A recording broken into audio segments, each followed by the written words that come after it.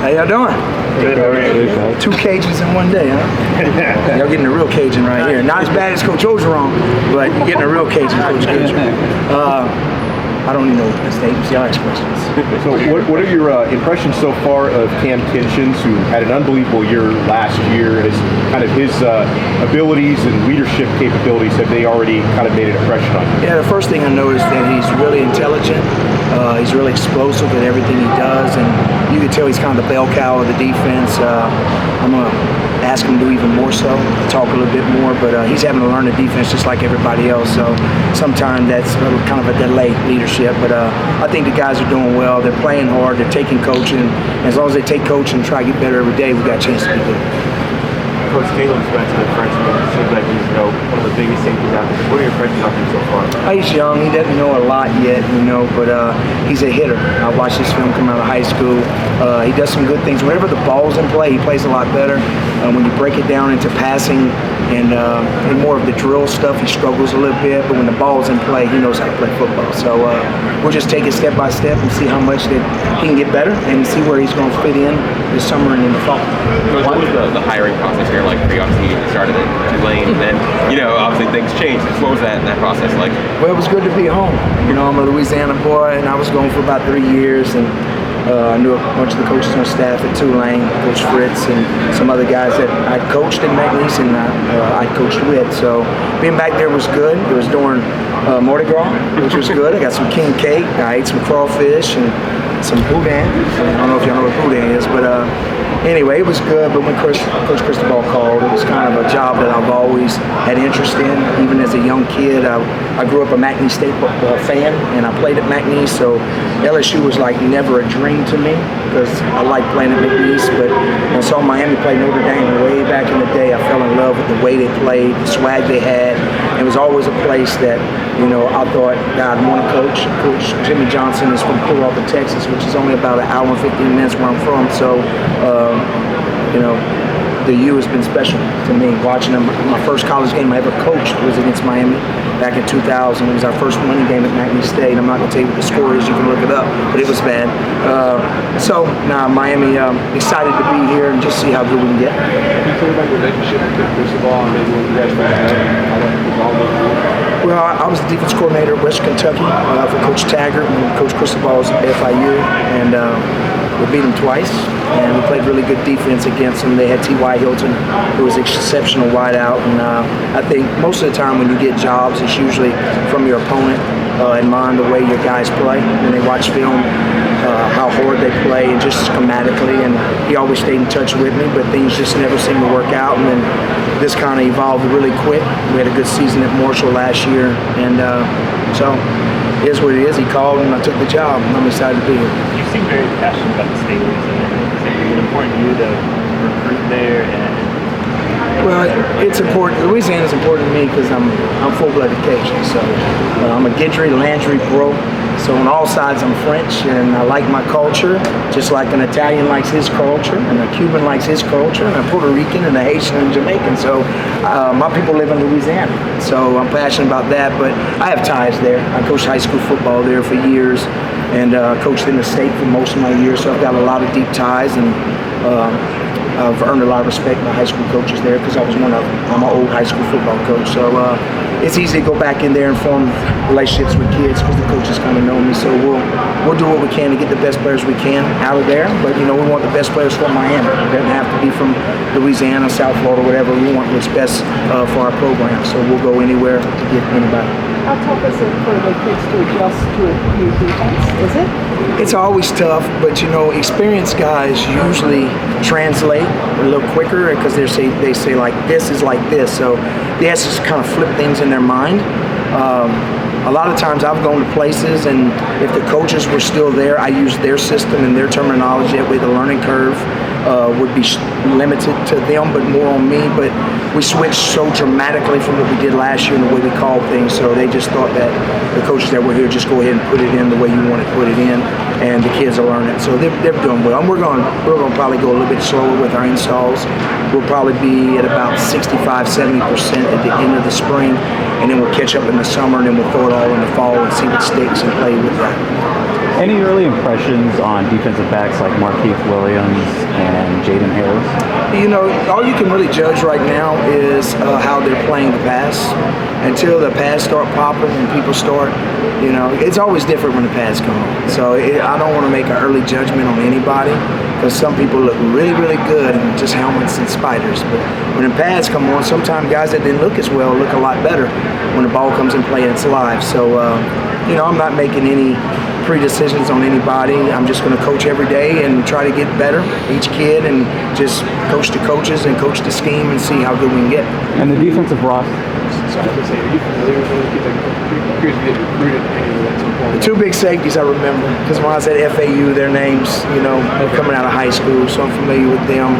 Leonard Taylor, I was as well. So most of the South Florida guys, because I was coaching at FAU around that time when they were coming out. So I'm familiar with some of those guys. Yes, sir. And the defensive roster, any impressions on the body composition or just how the defense is structured? Well, we've got some defensive linemen that are out right now. I mean, probably 4 of the starters, on paper, so.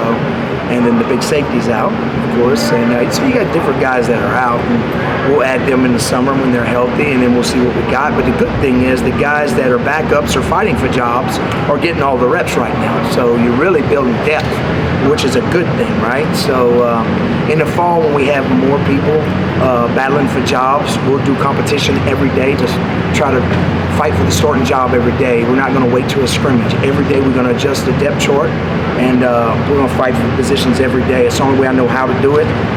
That way when a kid goes down in the game, and they've played with another kid on the side of them before. So in the fall, you'll probably see a lot of interchanging of the ones. What are your impressions of Jason Taylor as a coach? He's good. He's really good. Not only his knowledge, but his teaching and how patient he is, and he can get on when he needs to. And of course, he's got a gold jacket, right? So you respect that, him as a player. But he's a great teacher, a great person. He got a bright future. He's going to be a defensive coordinator, either at the college level or at NFL. I can tell already. We got a couple guys on staff like that. I'm really impressed with the staff we have here, and I'm excited to work with them. We get along really good, and that's the main thing, is that you get along good. And I've got an open mind to take suggestions, and some things are non-negotiable, but I don't want to muzzle any of my coaches, because we got good football coaches here. I get the same question about Derek Harrison. Yeah, what do you think about him? Your first impressions working with him? He's special. He's really special. He's another one that's got a chance to be a coordinator. He's really good at what he does. Great teacher, motivating, bright, young.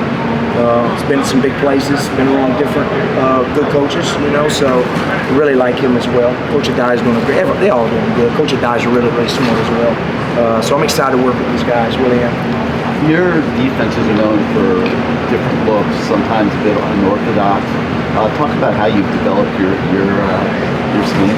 You know, people say that we run a hybrid defense, a 2-4-5, and it's not. It's two defensive ends that are standing up. They look like outside backers.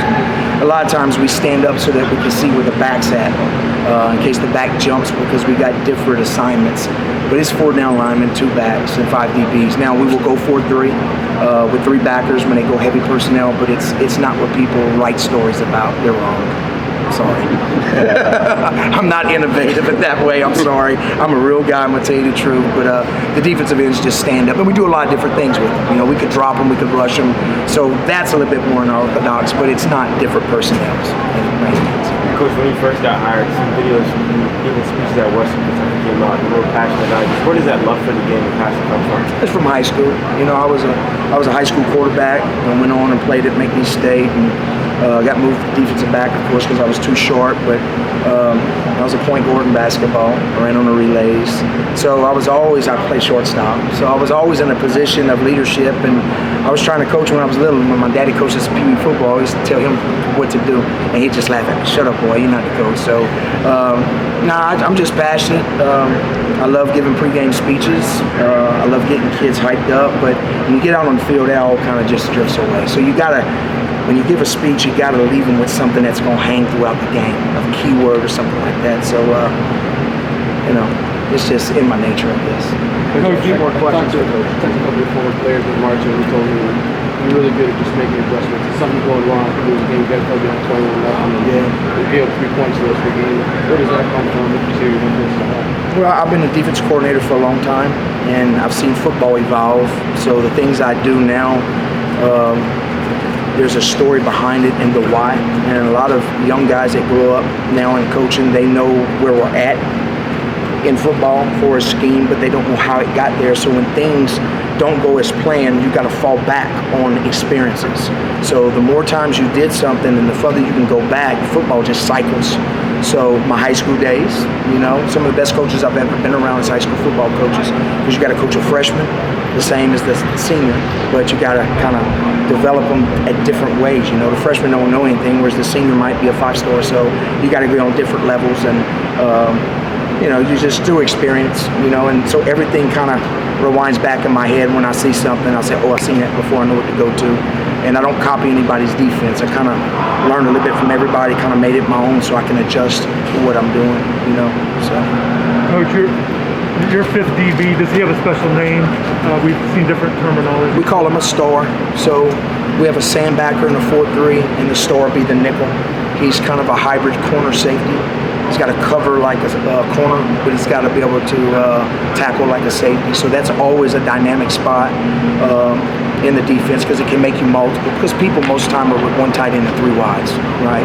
When they go 2 tight ends, then you match the bigger personnels with it to the 4-3. So that guy's really important to defense, and he either comes from a corner or he comes from a safety, athletic safety.